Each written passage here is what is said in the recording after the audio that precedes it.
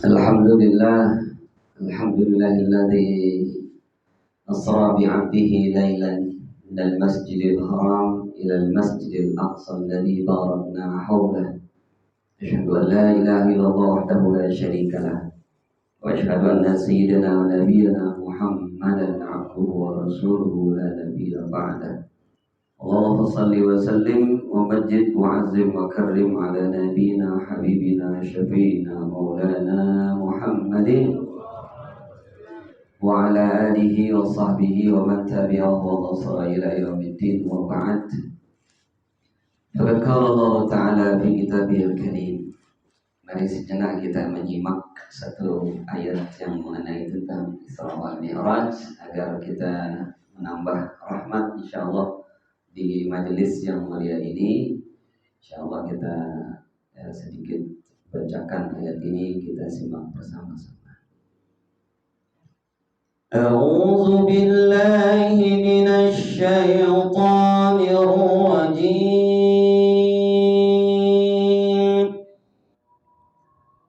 Bismillahirrahmanirrahim. Subhanalladzi asra bi'abdihi laylan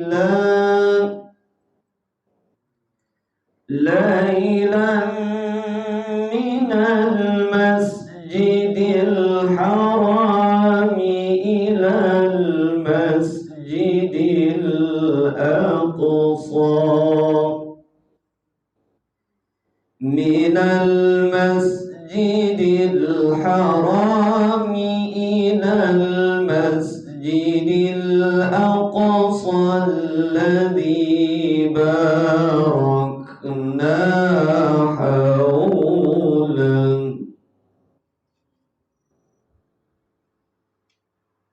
Alladzi barakna hawlahu linuriyahu min ayatina innahu huwas sami'ul basir.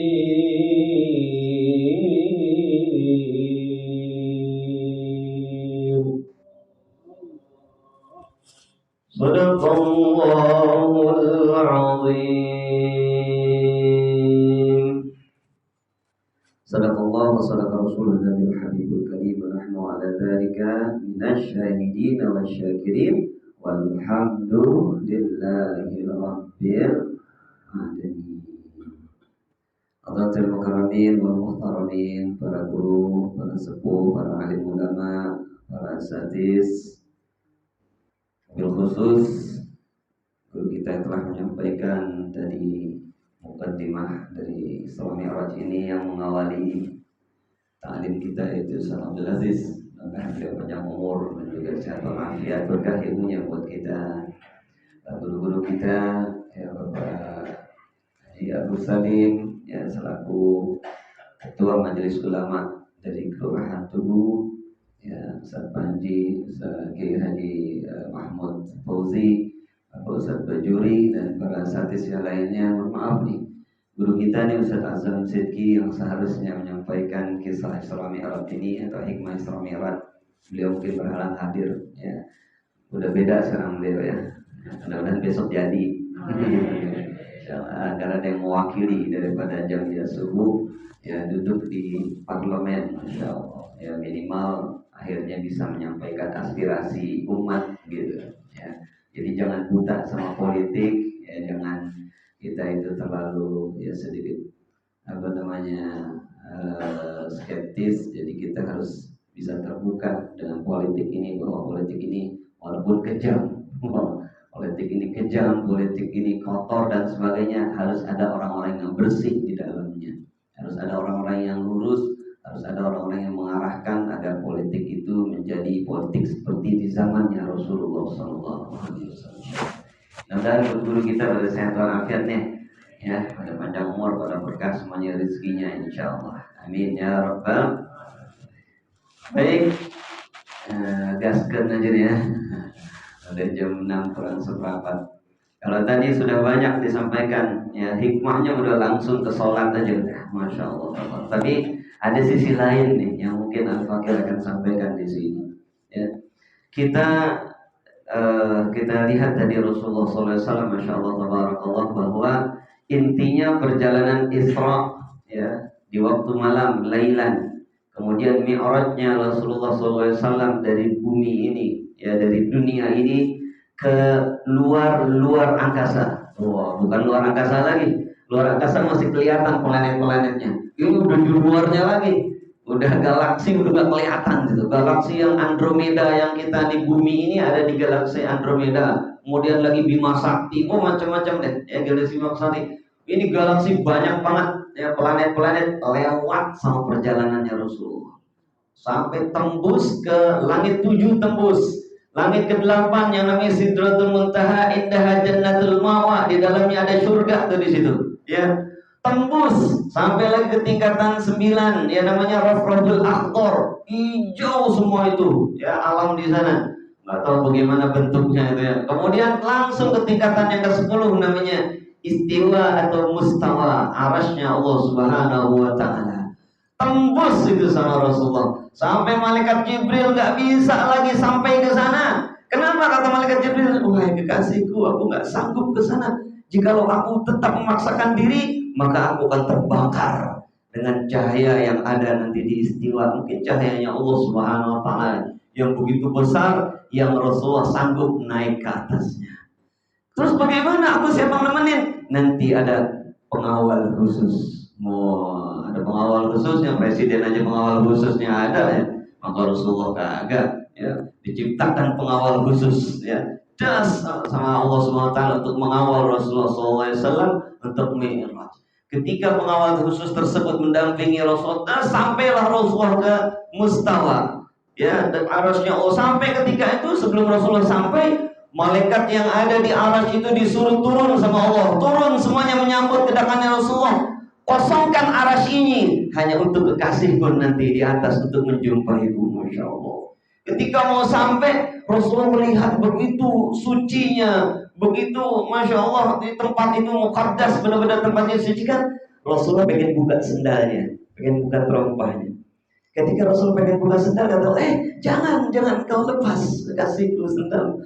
Aduh, gimana ya Allah, ini tempat suci banget, tempat yang belum pernah dijamah oleh siapapun, kata. Tidak, untukmu tidak ada sesuatu yang tidak suci. Dari ujung rambut sampai sendalnya saja Allah sucikan. Allah beri penghormatan sampai Allah sampai sendalnya Rasulullah. Bahkan begini nih, ada bukan sebuah anekdot, ada sebuah ungkapan, sesuatu yang kadang-kadang disampaikan oleh para ulama-ulama yang mengetahui kisah ini. Ada seorang, misalkan kita, di antara kita, entah asatis atau gimana, ustaz tersebut terlalu menyombongkan dirinya seakan-akan dia paling suci. Wah, misalnya gitu jalan petang-tang, betenteng, wah sama yang lain, bahkan pas mau cium tangannya dikasih, aduh begitu ya, dikasih, seakan-akan ditempatkan di tempat yang istimewa segala macam. Ada yang bilang dalam melihat gitu ya, mungkin dalam mata batinnya dia terbesit bilang gini, tidak usah seperti itu. Kenapa? Dia tidak lebih baik daripada terompahnya Rasulullah. Dia tidak lebih baik daripada sendalnya Rasulullah. Kenapa begitu? Sendalnya Rasulullah walaupun sendal, dia sudah Allah angkat derajatnya sehingga bisa menjumpai, bertemu dengan Allah bersama Rasulullah. Dia siapa? Di dunia baru begini aja sudah menyombongkan diri, merasa paling benar, merasa ilmunya tinggi, merasa wiridnya banyak, paling rajin sholatnya, puasa nggak berhenti. Jangan ke puasa Daud, katanya puasa dahar. Puasa dahar atau puasa dahar? Puasa yaumud dahar atau puasa saumud dahar, sepanjang tahun dia puasa. Tapi kalau masih bisa menyombongkan dirinya, nggak ada apa-apanya. Tapi orang itu cuma bilang gini, dia tidak lebih baik daripada sendalnya Rasulullah. Oh, Masya Allah. Gimana kita ya? Kita mungkin bukan sendalnya kali, mungkin kotoran yang ada di bawah sendal, mungkin kita nggak bisa menandingi ya. Ya, Masya Allah, tentang derajatnya tuh sendal sampai naiknya begitu tingginya, padahal ada di bawah. Jangankan sendalnya, sebelum Rasulullah pun naik, batu yang beliau injak, untuk menjadi sebuah pijakan ketika beliau ingin mi'raj, ingin diangkat itu ya ke atas, batu tersebut ikut naik. Mungkin besarnya semajelis ini, kira-kira, karena ada diceritakan langsung oleh Al-Baqir ayahanda yang sudah naik ke Sahra. Itu namanya Sahra. Batu yang besarnya seperti ini diceritakan sangat detail sama beliau. Beliau dipersilahkan oleh kuncannya yang menjaga batu itu untuk naik, karena ini mohon maaf tahaddus bin nikmah saja, bukan berarti mau menjauhkan atau apa. Akhirnya ayahanda diangkat oleh si kuncannya dengan bahasa Arab yang dikatakan anak Indonesia, Masya Allah, katanya dipersilahkan untuk naik. Gimana? Enggak apa-apa, naik, udah dibukain pintunya, langsung naik ke atas. Kira-kira mungkin ada bangunan yang menutupi Sahra tersebut. Pas Sahra itu di atasnya adalah the Dome of the Rock, yang saat ini kalau di foto-foto katanya Masjidil Aqsa. Oh, kubahnya kubah emas. Padahal itu bukan itu. Masjidil Aqsa bukan yang itu. Masjidil Aqsa yang kubahnya agak-agak hitam gitu, kayak hijau-hijauan, itu Masjidil Aqsa. Kalau yang di foto-foto itu the Dome of the Rock, kubbatus Sahra, kubahnya batu yang ngapung ketika Rasulullah ingin di-mi'raj. Nah, di atasnya itu kubahnya. Nah, naik di atasnya sehingga itu bisa sholat. Kenapa kubah itu, batu itu bisa naik? Ini ditutupin sama orang-orang Yahudi itu supaya nggak kelihatan kubah itu ngambang. Karena kalau kelihatan, orang-orang banyak banget udah yang masuk Islam, melihat batu mengapung dari sejak zaman Rasulullah 1400 tahun yang lalu sampai sekarang, kan luar biasa. Makanya ditutup sama Yahudi, dibuat bangunan ketutupnya. Dan Masya Allah, tabarakallah gitu, udah ketutup. Kemudian batu itu katanya, saya tidak akan turun ya Rasulullah. Kenapa? Tadinya pengen ikut Rasulullah terbang, ya pengen ikut Rasulullah mi'raj. Kata Rasulullah, bukan tugasmu ini. Kalau kamu ikut nanti meledak, hancur semuanya. Aduh, daripada saya turun lagi nanti diinjak-injak oleh orang-orang yang tidak bertanggung jawab, mohon maaf ya, dalam tanda kutip itu banyak berdosa dan tidaknya, saya nggak mau turun lagi ke dunia kecuali kalau dunia ini akan berakhir. Jadi batu itu sekarang ibarat jam apa ya istilahnya, timer. Dia sedang turun dikit. Ntar kalau udah mentok ke bumi, sudah bumi ini akan hancur. Gitu. Jadi beliau batu itu bilang, saya tidak akan turun kecuali dunia ini akan hancur, baru saya turun. Gitu. Jadi sekarang masih ngambang. Dan sekarang udah turun, nggak tahu berapa senti turunnya. Saya nggak ngitungin. Kalau mungkin udah mentok ke muka bumi, udah hancur. Ya, dan Yahudi itu takut batu itu mentok sehingga disanggah sama bangunan. Disanggah sama bangunan, malah sekarang lebih dekat ke bangunannya. Ya kalau misalkan sama bangunannya mentok, berarti nempel kan ke bumi. Karena ditempel sama bangunan, berarti lebih dekat lagi sekarang. Kiamat itu lebih dekat lagi karena udah ditempel sama bangunannya, nempel ke bawah. Jamaah Allah SWT, peristiwa yang sangat-sangat luar biasa. Maka sendal Rasulullah itu gambarnya selalu itu, bagi orang-orang yang mungkin paham, ada namanya dilukiskan teropahnya Rasulullah, bahkan ada taruh di kopiah itu di maaf sih sebentar. Apa. Jadi nggak tahu gimana sih bentuk sendalnya Rasulullah. Nah, ini maaf. Inilah seperti ini bentuk sendalnya Rasulullah. Ini atasnya, ini bawahnya. Gitu. Ada yang bilang juga ini atasnya yang lancip, bawahnya. Nah, gini ya. Inilah bentuk terompahnya Rasulullah. Jadi dipakai sama beliau tuh. Nah, ini sebenarnya. Maka tempat ini kenapa kok sendal ditaruh kepala? Maka sendal Rasulullah tidak lebih mulia daripada kepala kita sendiri. Di atasnya ditaruh. Subhanallah ya. Jadi pada ngelihat ya. Ini bentuknya seperti ini, nggak sembarangan. Ini bentuk apa? Inilah terompahnya Rasulullah SAW. Sallu ala Muhammad. Salawat dulu dikit lah. Sallallahu ala Muhammad. Sallallahu alaihi wasallam. Sallallahu ala Muhammad.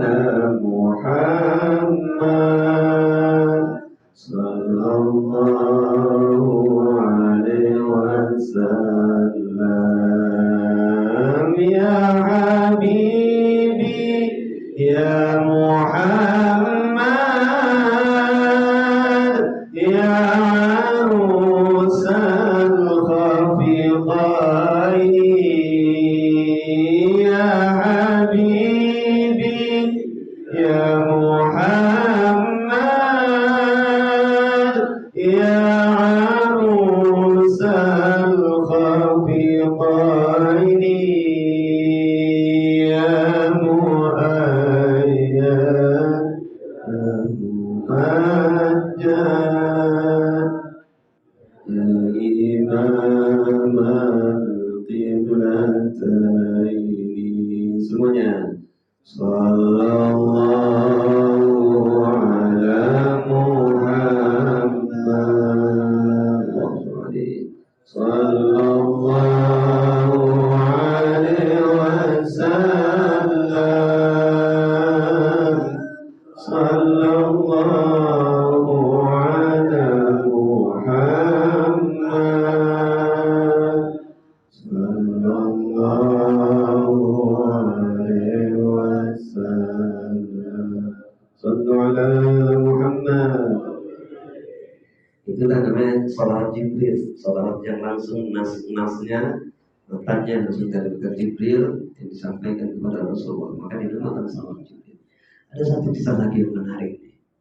Ketika Rasulullah SAW ini sebenarnya kalau tadi saya di awal mungkin banyak kitab ya. Ini namanya kitabnya kitab Ad-Dardir. Kitab Dardir itu dari Syekh ya Abil Barkat ya Ahmad Ad-Dardir. Ya, namanya kitab Dardir tentang khusus kisah tentang Isra wal Mi'raj baginda Nabi sallallahu alaihi wasallam. Nah, di sini di dalam kitab ini banyak kisah-kisah yang benar-benar luar biasa ya, lengkap sekali.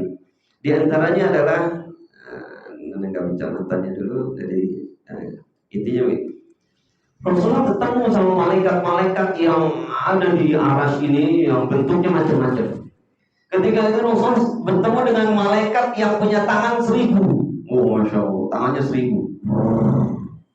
Kita jangan bayangin kalau manusia punya tangan 1000. Nah, tangannya mau taruh di mana? Ya, mungkin badan kita tangan semua. Karena malaikatnya besar punya tangan 1000. Pernah nggak ngelihat orang dewa-dewanya orang India yang punya tangan di belakang itu banyak? Ya? Iya, gitu. Mereka nggak tahu tuh namanya dewa apa? Dia punya tangan banyak. Itu sebenarnya perlambangan. Itu perlambangan sebenarnya dulu Rasulullah pernah ketemu malaikat. Ya, bukannya dewa seperti mereka. Dan tangannya 1000. Satu tangan punya jari 1000. Oh, tangannya 1000, jarinya 1000. Masya Allah, bagaimana itu bentuknya? Kita nggak bisa membayangkan. Rasul sampai terganggu. Subhanallah. Kenapa tuh kalimat tadi yang saya baca di dalam surat Al-Isra atau surat Bani Israil, kalimatnya Subhana? Karena seluruh rangkaian yang ada di Isra Mi'raj itu semuanya Subhanallah. Kegiatan yang kejadian-kejadian yang luar biasa. Maka diawali dengan Subhanallah yang ditemukan oleh Rasulullah semuanya Subhanallah, mengesahkan, mengagukan Allah dan membesarkan Allah. Maka ada ketemu lagi sama Rasulullah Subhanallah. Kan Subhanallah ma khalaqta hadza batilan. Enggak ada yang batil kata Rasulullah. Diciptakan begini pasti ada sesuatu nih. Malaikat, kamu diciptakan kayak gini buat ngapain gitu? Kata malaikat, ya Rasulullah, aku diciptakan oleh Allah SWT seperti ini. Akulah yang mengatur turunnya hujan dan aku bisa menghitung bagaimana turunnya hujan, berapa butiran yang hujan turun dari langit ke muka bumi. Masya Allah, hujan bisa dihitung. Sejak zaman Nabi Adam sampai nanti berakhirnya hujan yang turun berakhir di dunia ini, saya tahu berapa jumlahnya. Waduh, komputer aja gak bisa ngitung hujan, cuma curahnya saja. Ini lebatnya segini, curahnya segini. Tapi kalau butirannya gak bisa dihitung. Wah, kemudian lagi, ini kalau malaikat ini misalkan orang Betawi, orang mohon maaf ya, bahasa orang Betawi ngagul deh. Wah, ngagul tau gak ngagul? Ngagul dia gini. Oh, bahkan Rasulullah, bahkan kenapa? Aku tahu yang turun ke atas lautan berapa butirannya, saya tahu jumlahnya. Yang turun ke atas gunung-gunung, saya tahu berapa jumlahnya. Yang untuk mengairi persawahan semuanya, saya tahu. Yang di daratan, yang di sungai-sungai kecil, perinciannya, detailnya, saya tahu nggak ada jumlah yang yang salah, yang sia-sia. Yang dibilang katanya jumlahnya mungkin kalau ke sungai cuma 1.000, nggak taunya hitungannya ada 5.000. Oh, yang turun ke pelosok-pelosok hitungannya cuma 1.000.000, nggak taunya hitungannya ada 21 juta. Wow. Itu gimana tuh? Itu gimana? Kalau saya nggak pernah meleset sedikit pun, mau turunnya 1.000.000 itu butiran, saya katakan 1.000.000 kepada Allah. Laporannya tepat, nggak ada laporannya yang ya cuma 1.000 turunnya ada 100, waktunya laporannya 600. Mohon maaf ya. Udah paham deh semuanya. Kalian di sini, ya. Pokoknya saya tahu betul sampai kata Rasulullah, subhanallah, geleng-geleng Rasulullah. Enggak taunya dia langsung nunduk terdiam. Kenapa kamu maju? Kata Rasulullah, mohon maaf nih bahasa bebas. Kenapa kamu maju? Tapi ada satu hal yang gak bisa saya hitung ya Rasulullah. Apa yang gak bisa kamu hitung? Jikalau ada satu tempat, ada satu majelis yang di dalamnya tersebut di situ zikir, mengingat kepada Allah Subhanahu wa taala, dan di situ disebut nama Engkau, dan di situ manusia berkumpul untuk berselawat kepadamu. Kemudian Allah turunkan dari langit di sana rahmat, yang rahmat tersebut turunnya bercucuran terus, turunnya begitu derasnya, bahkan mengalahi air hujan. Aku nggak sanggup ya Rasulullah untuk menghitung rahmat yang turun di tempat yang mulia itu. Sallallahu alaihi Muhammad.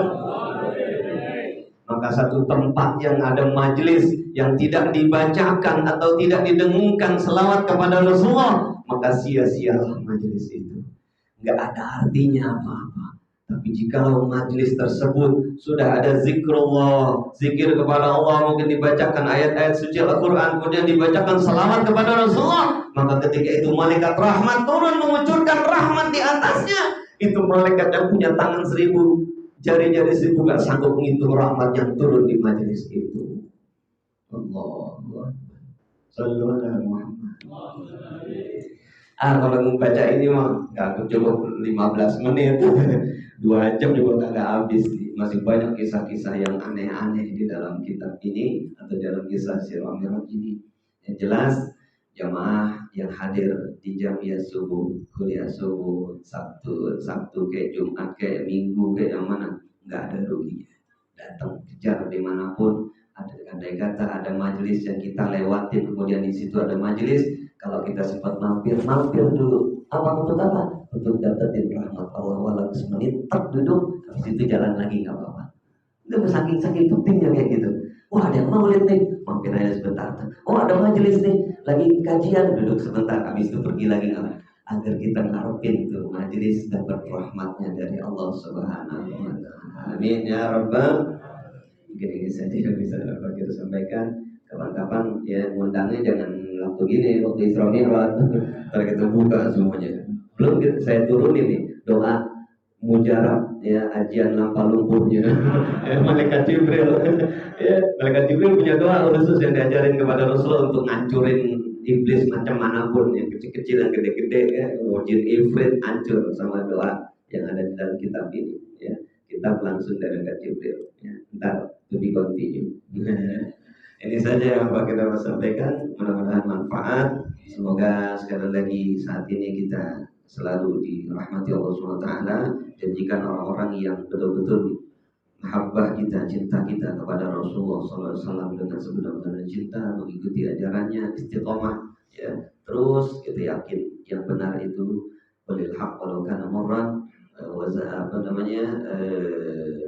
rabbi adkhilni mudkhala sidqin wa akhrijni mukhraj sidqin waj'alni min ladunka sultanan nasira wa qul ja'al haqq innal batila kana zahuqa. Dan Allah ajma'in. Assalamualaikum warahmatullahi wabarakatuh.